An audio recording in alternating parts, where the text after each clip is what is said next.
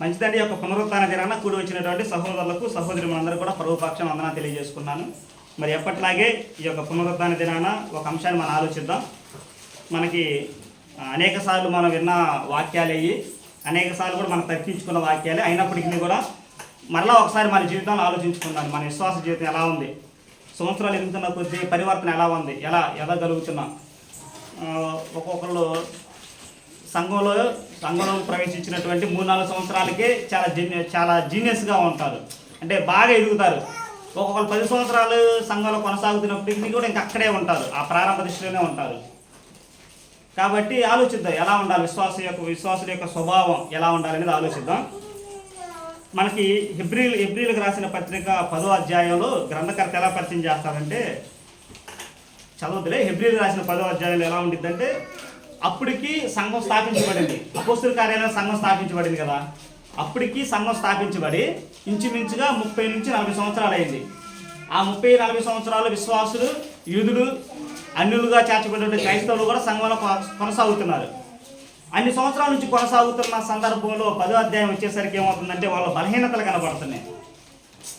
గ్రంథకర్త ఉద్దేశం, వారిలో బలహీనతలు కనపడుతున్నాయి, దేవునికి దూరం అయిపోతున్నారు, బహుమానాన్ని పొందుకోలేకపోతున్నారని ఒక సందర్భాన్ని బట్టి ఆయనకు అర్థమైంది.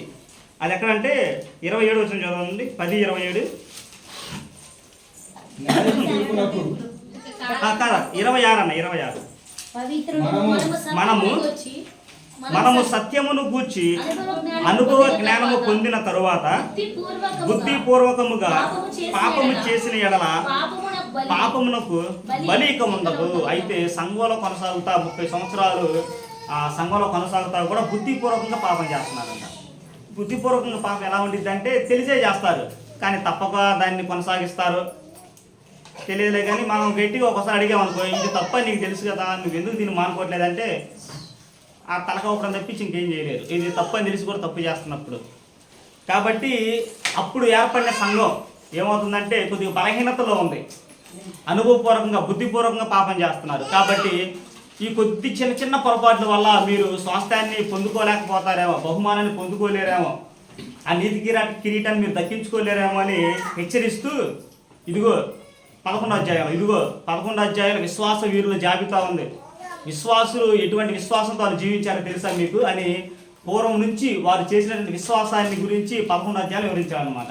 10వ అధ్యాయంలో హెచ్చరించి 11వ అధ్యాయంలోనేమో ఎదుగో అలా జీవించారు విశ్వాసులు, మీరు కూడా జీవించారనుకో, మీరు కూడా అలా ఉంటారని 12వ అధ్యాయంలోనేమో మీరు కనుక 11వ అధ్యాయంలో ఉన్నట్టు కనుక ఉంటే మీరు స్థిరంగా ఉంటారు, మీరు ఎవరు మాట్లాడినా కదలించబడరు అని వరుస క్రమంలో తీసుకొస్తారనమాట.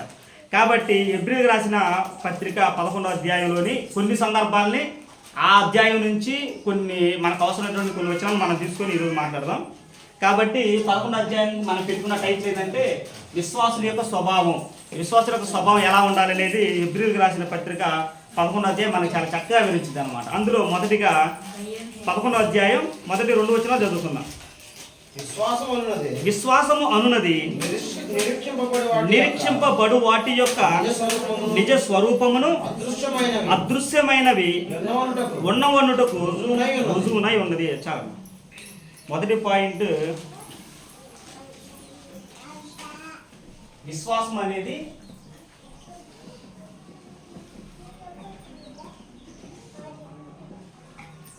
అదృశ్యమైనవి ఉన్నాయని నమ్మటం.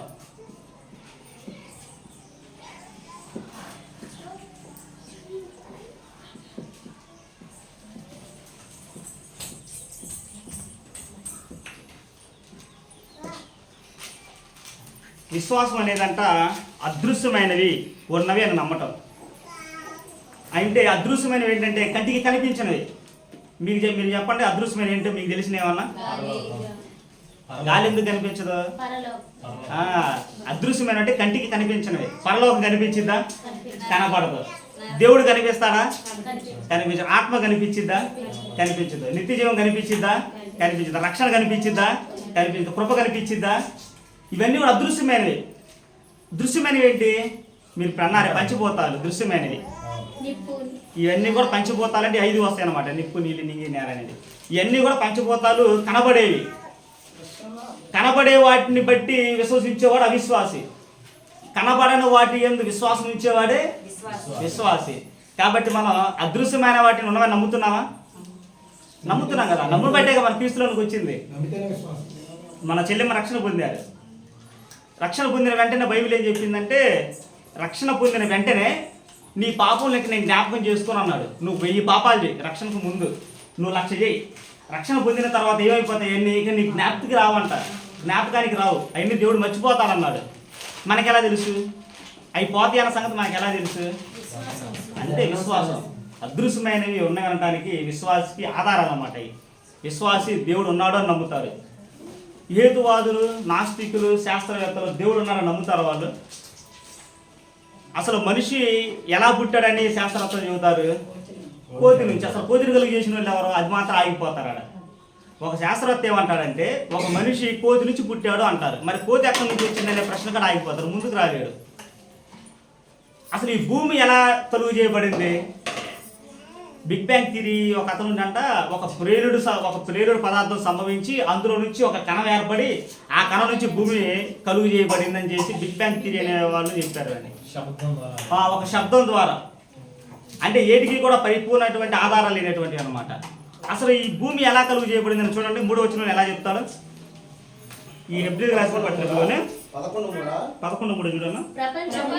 ప్రపంచములు దేవుని వాక్యము వలన నిర్మాణమైనవనియు అందును బట్టి దృశ్యమైనది కనబడేడు పదార్థములచే నిర్మింపబడలేదని విశ్వాసము చేత గ్రహించుకొనుచున్నాము. ఈ ఇల్లు ఉంది. ఈ ఇంటిని కట్టడానికి వాడబడిన మెటీరియల్ ఏంటి? ఇప్పుడు మనం నివసిస్తున్న ఇల్లుని ఇటుక, ఇనుము, సిమెంట్, కాంక్రీట్, ఈ పదార్థాలు బట్టి ఇల్లు నిర్మాణం జరిగింది. మరి భూమి ఏ పదార్థం చేత నిర్మించబడింది?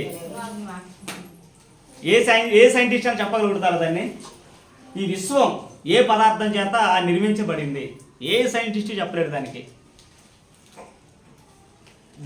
ఎలా నిర్మించబడిందంట విశ్వం?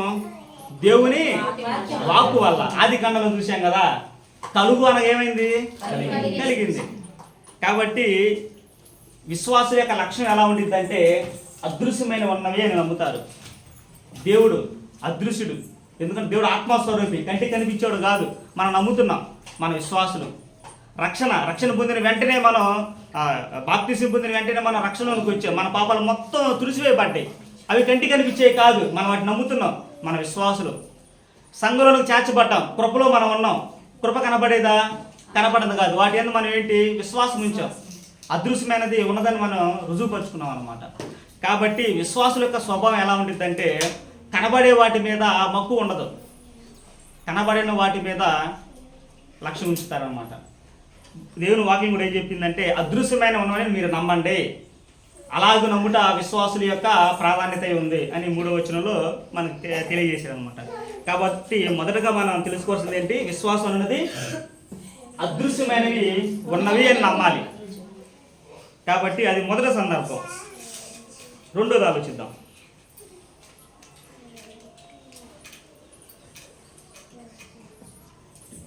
విశ్వాసం అన్నది దేవుని సంతోషపరిచింది.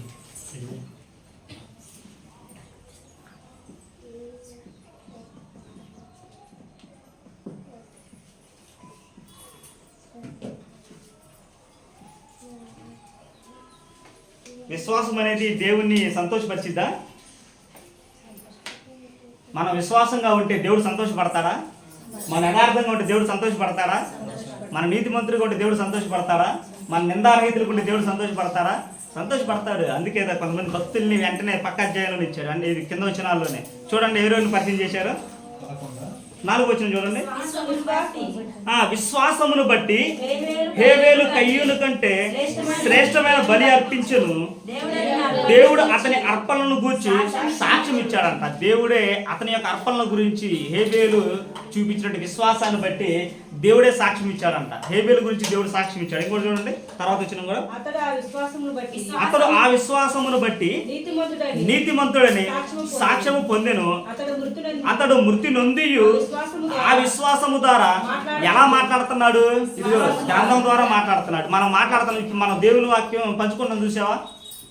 ఆయన మాట్లాడమాట మనం పంచుకుంటుంది. కాబట్టి విశ్వాసం ద్వారా ఆయన మాట్లాడుతున్నాడు. కింద వచ్చిన కూడా విశ్వాసమును బట్టి హానోకు మరణము చూడకుండానట్లు కొనిపోబడెను.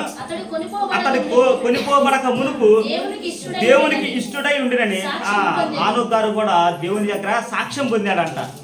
కింద కూడా మనకి 7వ వచనం చూడక, విశ్వాసమును బట్టి నోవాహు అది వరకు చూడని సంగతులను గూర్చి దేవుని చేత హెచ్చరింపబడి భయభక్తులు గలవాడై తన ఇంటి వారి రక్షణ కొరకు ఒక ఓడను సిద్ధపరిచెను.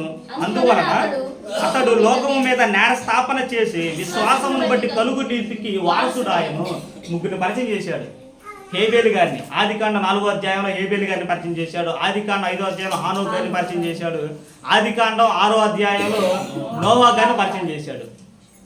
అయితే చూడండి, నోవా గారి దగ్గర కూడా దేవుడు వచ్చి ఒకసారి చెప్పాడా లేకపోతే అనేక సార్లు చెప్పాడు. నోవాహు వాడగట్టు, నోవాహు వాడగట్టు, నోవాహు వాడగట్టు అని ఒకసారి చెప్పాడు.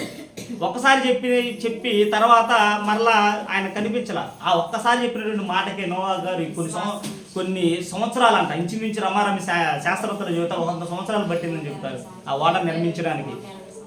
ఆ ఓడ నిర్మించేంత వరకు దేవుడు మళ్ళీ నోవా గారితో మాట్లాడాల. ఓడ నిర్మాణం అయ్యేంత వరకు మాట్లాడాల. మళ్ళీ ఓడ కట్టు అన్నాడు, ఎలా కట్టాలో చెప్పాడు. దాని తర్వాత నిర్మాణం అయిన తర్వాత దేవుడు మాట్లాడాల.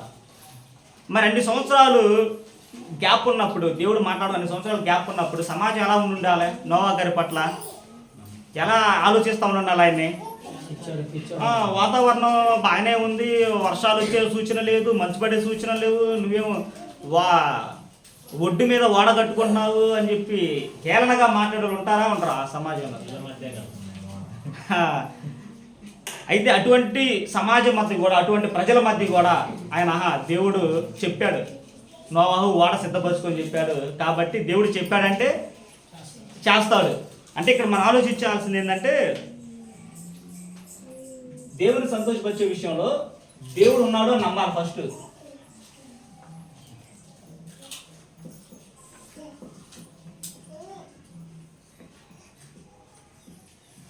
ఫలము దయచేయును అని నమ్మాలి.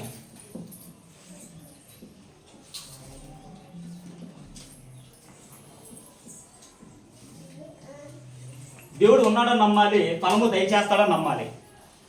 దేవుడు ఉన్నాడు అని నమ్మాడు కాబట్టి ఆ ఓడ కట్టడానికి నోవా గారు సిద్ధపడ్డాడు. అలానే ఆయన ఫలము దయచేస్తాడు. నువ్వు గనక ఎవరికైతే సువార్త చెప్పి ఆ ఓడలోకి తీసుకెళ్తావు వాళ్ళందరూ రక్షింపబడతారు అనేది ఫలము. ఆ ఓడ కట్టిన తర్వాత ఓడలోనికి ఎవరైతే ప్రవేశిస్తారో వాళ్ళందరూ రక్షింపబడతారు అనేది ఫలము. కాబట్టి నోవా గారు దేవుడు ఉన్నాడని నమ్మాడు. దేవుడు ఉన్నాడు కాబట్టి ఫలము దయచేస్తాడు అని నమ్మాడు. కాబట్టి అన్ని సంవత్సరాలైనా సరే వెనకడుగు వేయకుండా దేవుని మాటకు లోబడి ఆ ఓడ కట్టాడు అనమాట. ఓడ కట్టిన తర్వాత అన్నాడు, ప్రభు అప్పుడు ప్రార్థన చేశాడు. ఓడ కట్టిన తర్వాత, ప్రభు ఓడ కట్టడం అయిపోయింది, నేనేం చేయాలి తర్వాత అని. అప్పుడు రెండోసారి ఏం చెప్పాడు, ప్రతి జంతువుల్లో భూమి మీద పక్షుల్లో కానీ జంతువుల్లో కానీ జీవరాశుల్లో కానీ జత వాటిని ఏం చేయాలి, అందులోనికి తీసుకెళ్ళాలి ఓడలోనికి. తర్వాత మాట్లాడిన మాట అన్నమాట. అది తీసుకెళ్ళిన తర్వాత ఆ వాళ్ళందరూ లోనికి వెళ్ళిన తర్వాత తలుపులు వేయబడతాయి కదా. అంటే ఒక విశ్వాసం అనేది ఎలా ఉండిద్దంటే, సంఘంలోనికి చేర్చడానికి విశ్వాసం కావాలి, సంఘంలో కొనసాగడానికి కూడా విశ్వాసం కావాలి. అంతే కదా. ఓడలోనికి వెళ్ళడానికి వాళ్ళు విశ్వాసంతో పోయారు, ఓడలో ఎలా ఉన్నారు? విశ్వాసంగా ఉన్నారు.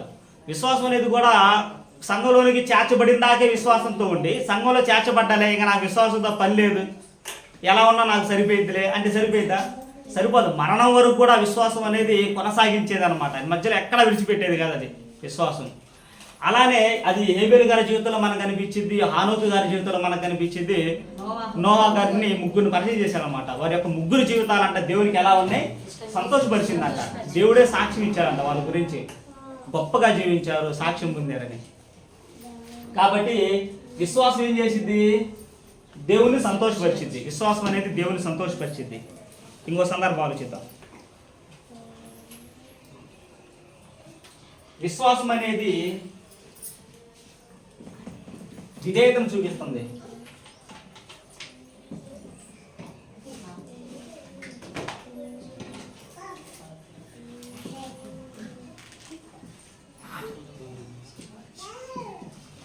విశ్వాసం అనేది విధేయతను సూచిస్తుంది.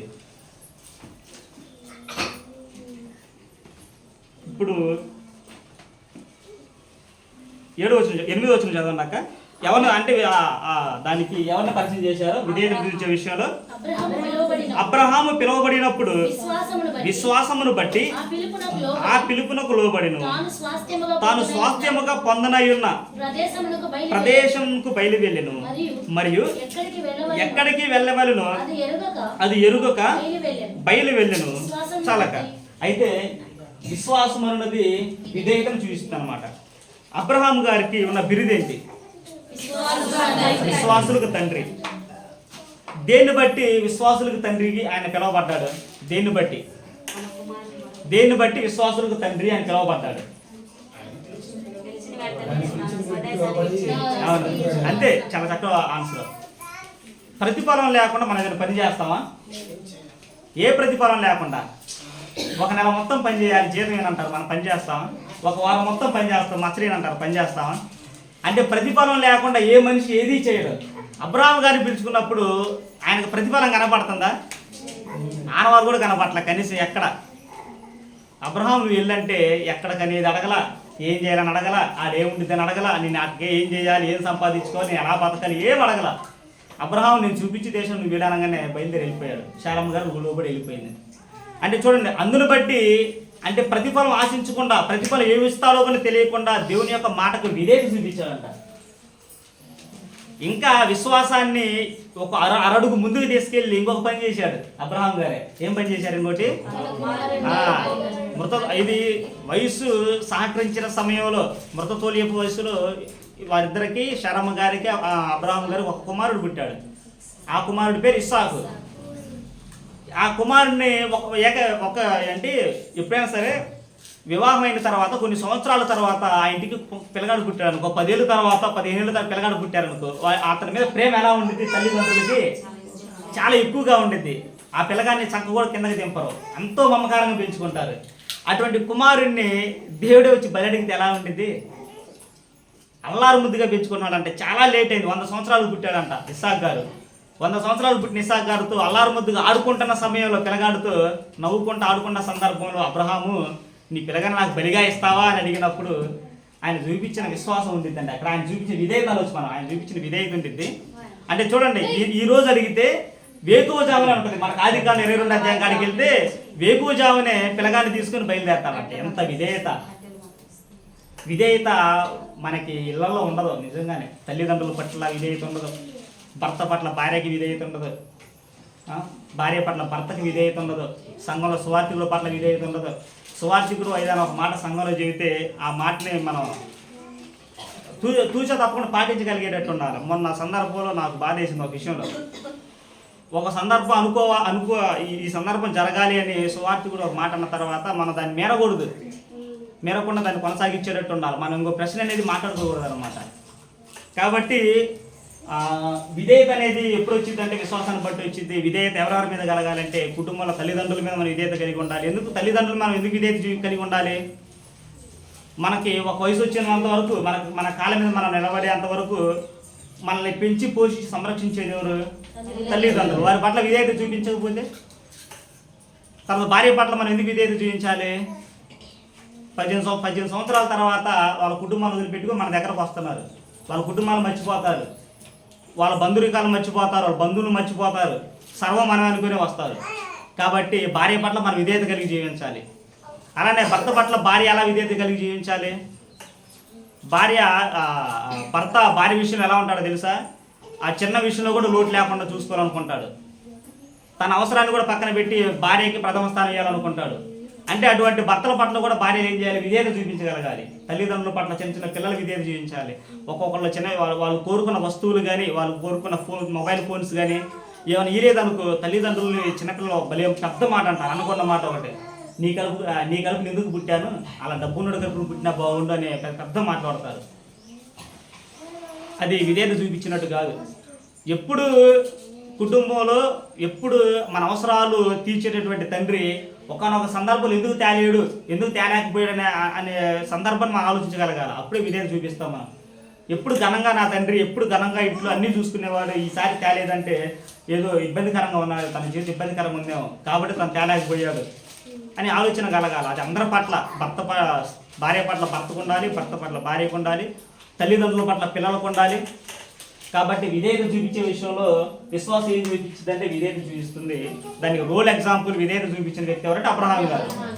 కాబట్టి అబ్రహాం గారు ఆ రకమైన విధేయత చూపించాడు కాబట్టి అనేకులకి తండ్రి అయ్యాడు. శరీరధారిగా యేసుక్రీస్తుగా ఆయన ఏంటి? తండ్రే. ఎందుకంటే శరీరధారిగా యేసుక్రీస్తు వారు శరీరధారిగా వచ్చాడు కదా భూమి మీదకి. ఆయన కూడా అబ్రహాం గారు ఏమవుతాడు? తండ్రి అవుతాడు. ఈయనేమో విశ్వాసానికి కర్త యేసుక్రీస్తు, విశ్వాసులకు తండ్రి అబ్రహాం గారు. కాబట్టి దేనివల్ల ఆయనకు ఊరక ఆ బిరుదు రాలా, విశ్వాసులకు తండ్రి అని బిరుదు ఊరక రాలా. ఆయన చూపించిన విధేయతను బట్టి బిరుదు వచ్చింది. మనం విధేయత చూపిస్తే చాలా మంది చేత సాక్ష్యం పొందుతాం లోకంలో. విధేయత అంటే మాట్లాడే పదజాలాలు, ఎదుటి వ్యక్తుల్ని ఒక్కోసారి మనం కాన్వర్జేషన్ ఒకరితో మాట్లాడేటప్పుడు రఫ్గా కాకుండా సానుకూలంగా మాట్లాడుతున్నంత బాగుంటాయి మాటలు. అది కఠినమైన మాటలైనా సరే వాళ్ళు యాక్సెప్ట్ చేస్తారు, రూఢిగా మాట్లాడే మాటల కంటే కూడా. కాబట్టి మాట్లాడే మాటలో కూడా దయాలత్వం కనపడాలి, దయ కనపడాలన్నమాట. కాబట్టి మనకి విశ్వాసం ఏం చేసిద్దంటే విధేయతను చూపించింది. అది మనకి అబ్రహాం గారి దగ్గర మనకి బాగా కనిపిస్తుంది. ఇంకొక మాట చూద్దాం. విశ్వాసం అనేది క్రియ చేస్తుంది.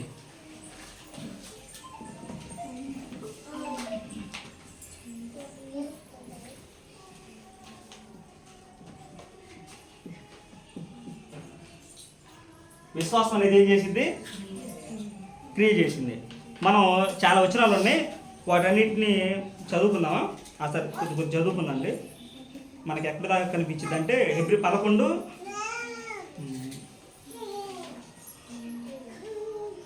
వచ్చిన చూడండి నాకు ఒకసారి. లేకపోతే 8 వచ్చిన చదవండి. అబ్రహాము పిలువబడినప్పుడు విశ్వాసమును బట్టి ఆ పిలుపునకు లోబడి తాను స్వాస్థ్యముగా పొందనై ఉన్న ప్రదేశంకి వెళ్ళాడు. విశ్వాసమును బట్టి ఆయన ఏంటి? వేరే ప్రదేశానికి వెళ్ళాడు. అంటే క్రియ. విశ్వాసం ఏం చేస్తా? క్రియ చేస్తున్నా. క్రియ ఏంటంటే విశ్వాసమును బట్టి అబ్రహాము గారు వేరొక ప్రదేశానికి వెళ్ళాను. తర్వాత ఇంకోటి మరి ఎక్కడికి వెళ్ళాను? అది ఎరుగుకే బయలుదేరాను. విశ్వాసమును బట్టి అతనితో ఆ వాగ్దానమునకు సమాన వారసులైన ఇస్సాకు యాకోబు అనువారును గుడారములో నివసించుచు అన్యుల దేశములో ఉన్నట్లుగా వాగ్దాత దేశములో. విశ్వాసమును బట్టి అబ్రహాము వేరొక దేశానికి వెళ్ళాడు. విశ్వాసమును బట్టి అబ్రహాము ఇస్సాకును ఆశీర్వదించాడు. విశ్వాసమును బట్టి ఇస్సాకు యాకోబును ఆశీర్వదించాడు. విశ్వాసమును బట్టి యాకోబు 12 గోత్రకర్తలను ఆశీర్వదించాడు. విశ్వాసమును బట్టి హేబేలు శ్రేష్టమైన బలి అర్పించాడు. ఇంకా విశ్వాసమును బట్టి నోవా గారు ఓడను నిర్మించాడు. విశ్వాసమును బట్టి హానోకు దేవునితో నడిచాడు. విశ్వాసమును బట్టి ఇంకెవరున్నారు? విశ్వాసమును బట్టి మోషే యొక్క తల్లిదండ్రులు మోషే గారిని దాచారు. విశ్వాసమును బట్టి వారు ఐగుప్తు నదిని, ఎర్ర సముద్రాన్ని దాటి వెళ్ళారు. విశ్వాసమును బట్టి ఎరుకో గోడలు కూలాయి. అంటే విశ్వాసం ఏం చేసింది అంటే క్రియ చేసింది అనమాట. ఏం క్రియ చేసింది? మన భక్తుల జీవితాలు చూసుకుని అన్ని, ఎందుకంటే అన్ని ఒకటి వివరించవచ్చు, తెలిసిన సందర్భాలే కూడా నేను వివరించట్లా. విశ్వాసం అనేది ఖచ్చితంగా క్రియ చేసింది. క్రియ లేదు అసలు విశ్వాసమే కాదు. ప్రకటన గ్రంథం అన్నాడు ఈ రెండింటిని ఉద్దేశించి. క్రియలేని విశ్వాసం మృతము. యాకోబు పత్రికలో క్రియలేని విశ్వాసం మృతము అన్నాడు. కాబట్టి ఆ రెండు ప్యారలల్గా కొనసాగేవి, ఒకటి ఉండి ఒకటి లేని కాదు. విశ్వాసం ఇప్పుడు ఏం చేసింది అంటే క్రియ చేస్తుంది, ఏదో ఒక సహాయం చేసింది, ఏదో ఒక పని చేసింది అనమాట. పని లేని విశ్వాసంగా పిలువబడదు.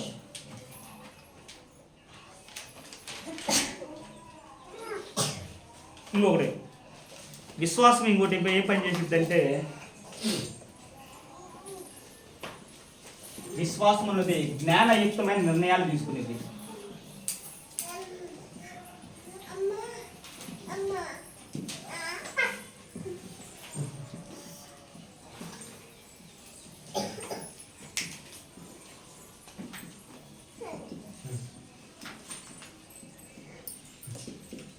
విశ్వాసం ఏం చేసింది?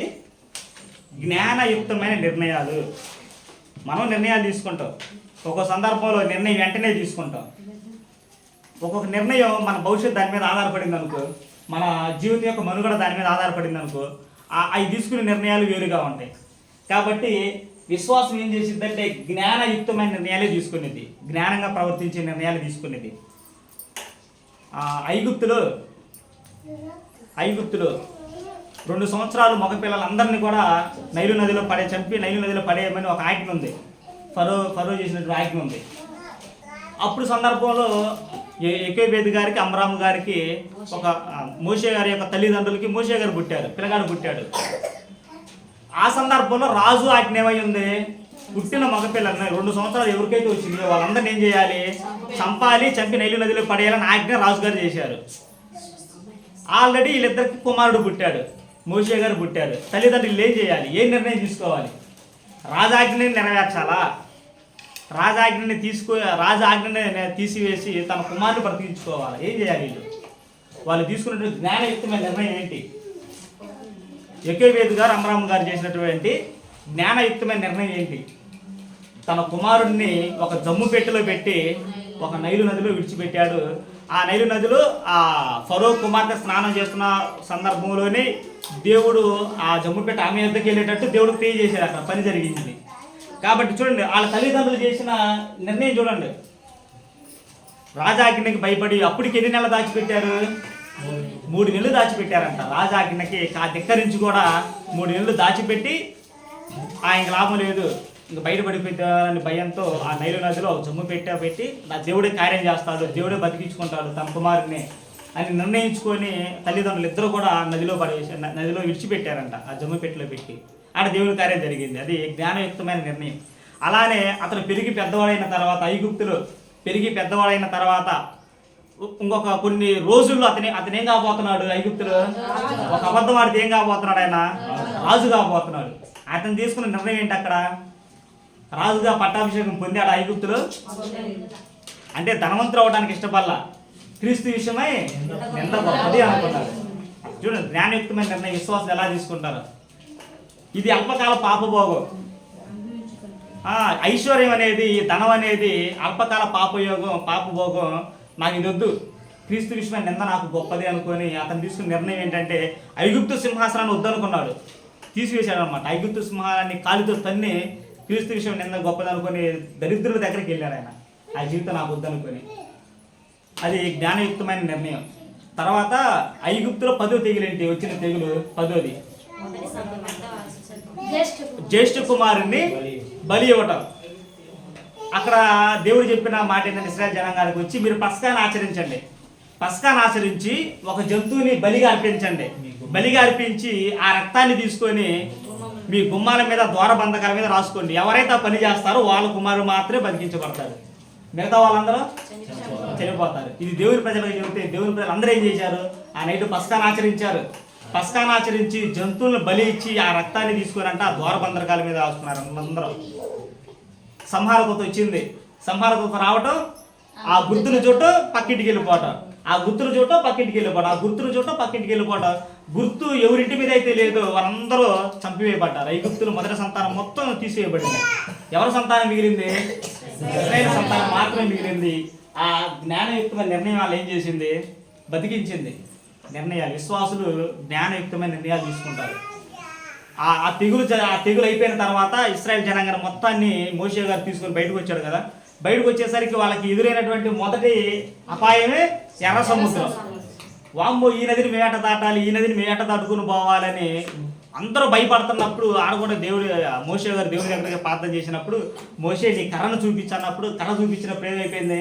2 బాయలు అయిపోయింది. ఈ విచిత్రం ఏడా చూడలేదు. మేము మధ్యలో పోయిన తర్వాత మళ్ళీ ఆ నది కాస్త మళ్ళీ యథావిధిగా వస్తే మా పరిస్థితి ఏంటని చెప్పి ఆలోచించాల. అక్కడ కూడా ఏం చేసుకున్నారు? జ్ఞానయుక్తమైన నిర్ణయం తీసుకున్నారు. జ్ఞానయుక్తమైన నిర్ణయం తీసుకొని మోషే చూపించగానే వెళ్ళిపోయారు ముందుకి. చూడండి, ఆ ఎర్ర సముద్రం దాటిపోయి వాళ్ళు ఏమయ్యారు? రక్షింపబడ్డారు. ఇవన్నీ కూడా జ్ఞానయుక్తమైన నిర్ణయాలు అన్నమాట. మనం కూడా విశ్వాసులు ఎటువంటి నిర్ణయాలు తీసుకోవాలి? జ్ఞానయుక్తమైన నిర్ణయాలు తీసుకోవాలి. మనం తీసుకునే నిర్ణయాల వల్ల ఎలా ఉండాలంటే కుటుంబాలు చక్కబరుచుకునేటట్టు ఉండాలి, సంఘాలు కూడా చక్కబరుచుకునే నిర్ణయాలు ఉండాలి. మనం నిర్ణయాలు తీసుకున్నప్పుడు కుటుంబాలు చక్కపరుచుకోవాలి, సంఘాన్ని చక్కపరుచుకోవాలి. మన సొంత ఉద్దేశాలతో కూడినటువంటి జ్ఞానాన్ని మనం ప్రవర్తించకూడదు అనమాట. ఇక్కడే దానివల్ల ఏమైతే అందరూ సఫర్ అవ్వాల్సి వచ్చింది. ఒక నిర్ణయాలు మనం అసందర్భమైన నిర్ణయాలు మన సంఘంలో ప్రవేశపెట్టామనుకో, దాన్ని ఆ ఫలితం అనేది అందరూ అనిపించాల్సి వచ్చింది. అది తెలిసి చేసినా తెలియక చేసినా. కాబట్టి విశ్వాసం ఏం చేసిద్దంటే జ్ఞానయుక్తమైన నిర్ణయాలను మాత్రమే తీసుకునేది అనమాట.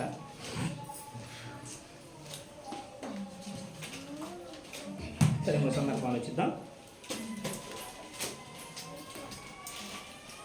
విశ్వాసం ఏం చేసిద్దంటే అంతిమ బహుమానాన్ని చూసిద్ది.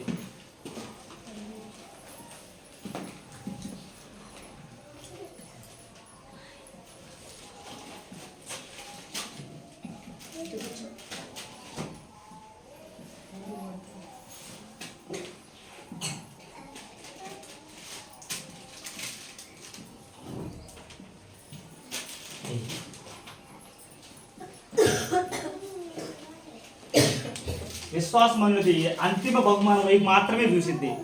అంతిమ బహుమానం ఏంటి? విశ్వాసులకి అంతిమ బహుమానం పరలోకం, నిత్య జీవం, జీవ కిరీటం, ఇవన్నీ కూడా అంతిమ బహుమానం. విశ్వాసం కేవలం అటువైపు మాత్రమే చూపించింది. అలా కాకుండా లోకం వైపు చూపిస్తే అది విశ్వాస యొక్క లక్షణం, అవిశ్వాస యొక్క లక్షణం. విశ్వాసంలో కొనసాగుతా కూడా అవిశ్వాసులుగా ఉన్నటువంటి దేమా గారు మనకు కనిపిస్తున్నారు కదా. విశ్వాసంలో చాలా నాళ్ళు కొనసాగాడు. విశ్వాసంలో చాలా నాళ్ళు కొనసాగి ఆ అంతిమ బహుమానం వైపు కాకుండా తను ఏం చూసుకున్నాడంటే లోకం వైపు చూశాడు. ఆ లోకంలో ఏదో ఉందనుకున్నాడు. లోకంలో ఏదో ఉందనుకుని చూసి ఏమైపోయాడంటే లోకంలో కలిసిపోయాడు, కాలగర్భంలో కలిసిపోయాడు.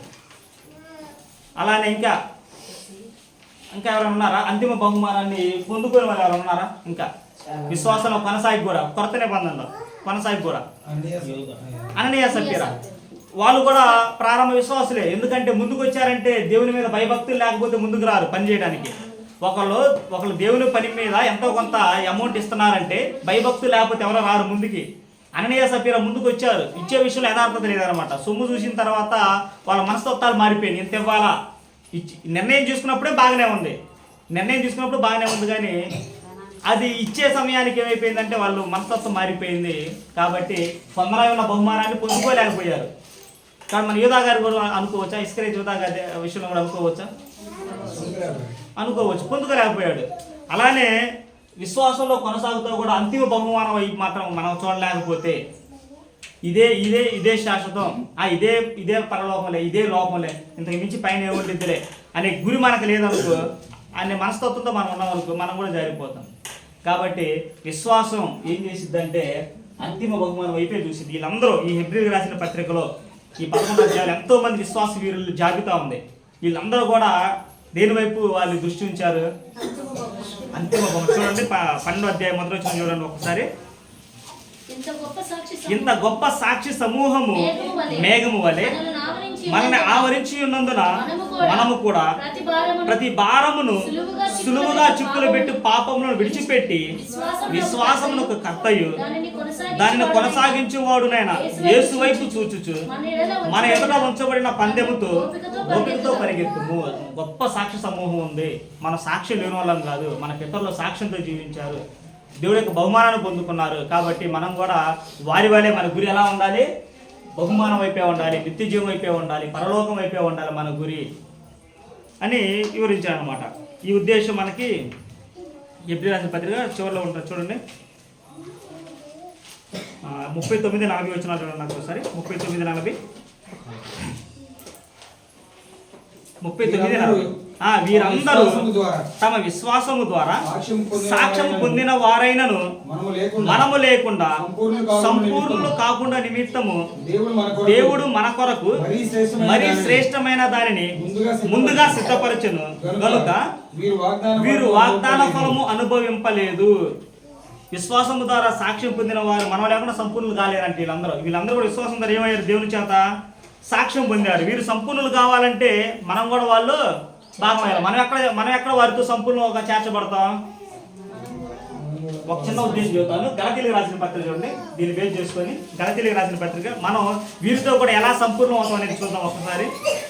గలతీయులకు రాసిన పత్రిక మనం వీళ్ళతో కూడా ఎలా సంపూర్ణం అవుతాం అనేది గలతీయులకు రాసిన పత్రిక 4వ అధ్యాయం 24వ వచనం చదవండి.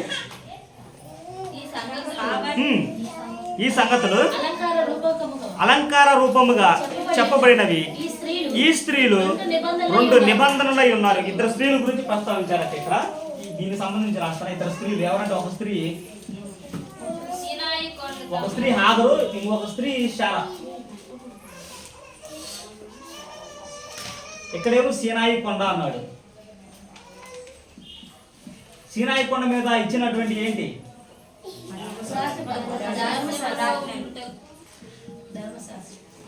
చదవండి.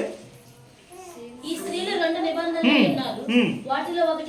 వాటిలో ఒకటి సీనాయి కొండ సంబంధమైనది. సీనాయి కొండ సంబంధమైనది ధర్మశాస్త్రం అన్నమాట. దాస్యములో ఉండుటకు పిల్లలను కనును. ఇది హాగరు.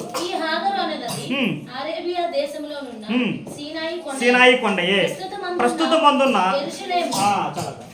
యెరూషలేము.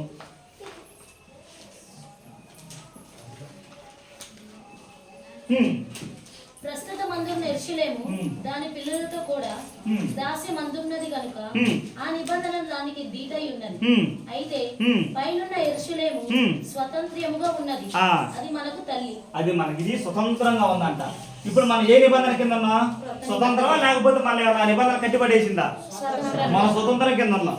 ఇది స్వతంత్రం అంటే కొత్త నిబంధన కింద ఉన్నాం. కొత్త నిబంధన కింద ఉన్నాం. హెబ్రీయులకు రాసిన పత్రిక 8:13 చూడండి. ఈ సీనాయి కొండకు సంబంధించింది. హెబ్రీయులకు రాసిన పత్రిక 8:13 ఈ సీనాయి కొండకు సంబంధించింది. హెబ్రీ 8:13 ఆయన కొత్త నిబంధన చెప్పుట చేత ఆయన అదేనక్క 8:13 ఓకే. ఆయన కొత్త నిబంధనని చెప్పుట చేత మొదటిది పాతదిగా చేసి ఉన్నాడు.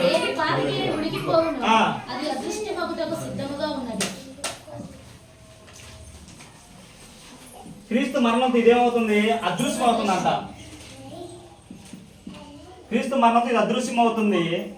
చదవక. ఏది పాతగిరి ఉడికిపోవునో అది అదృష్టమటుకు సిద్ధముగా ఉన్నది. చాలు. ఇది అదృశ్యం అవడానికి సిద్ధంగా ఉంది ధర్మశాస్త్రం. మరి వచ్చింది ఏంటనేది ఒక క్వశ్చన్ చూసుకున్నాం. ఇప్పుడు ఈ యెరూషలేము కొత్త నిబంధన అన్నారు కదా, ఇది ఏంటనేది ఒకసారి చూసుకున్నాం. ప్రకటన గ్రంథం 21 అధ్యాయం. ప్రకటన గ్రంథం 21 అదేంటనేది. ప్రకటన గ్రంథం 21 వచనం. మరియు నేను నూతనమైన యెరూషలేము అను ఆ పరిశుద్ధ పట్టణము తన భర్త కొరకు అలంకరింపబడిన పెళ్లి కుమార్తె వలె సిద్ధపడి దిగి వచ్చుట చూచితిని. అప్పుడు ఇదిగో దేవుని నివాసము మనుషులతో కూడా ఉన్నది. దేవుని యొక్క నివాసం మనుషులతో ఉన్నట్టు. ఇప్పుడు ఆయన నివాసం మనతో ఉందంట.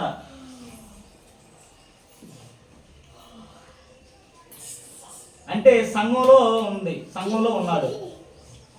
ఈ సంఘంలో చేర్చబడిన మనం వస్తే గానీ వీళ్ళెవరు సంపూర్ణం కాలేరు. కాబట్టి విశ్వాసం ఏం చేసిద్దంటే అంతిమ బహుమానం వైపు మనం తీసుకెళ్ళిద్ది అనమాట. ఈ యొక్క క్రీస్తు బలియాగం మనల్ని వాళ్ళు ఏం చేసింది? సంపూర్ణ చేసింది. ఓకే, చివరగా ఒక మాట చూసుకుందాం. చివరగా అసలు విశ్వాసం మనకేం కలుగు చేసిద్ది? విశ్వాసం మనకు విజయాన్ని కలుగు చేసిద్ది.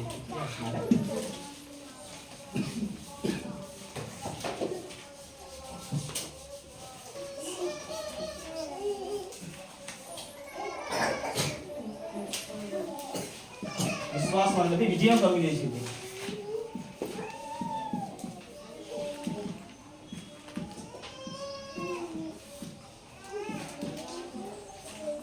విశ్వాసాన్ని విజయం కలుగు చేసిద్దా లేదా?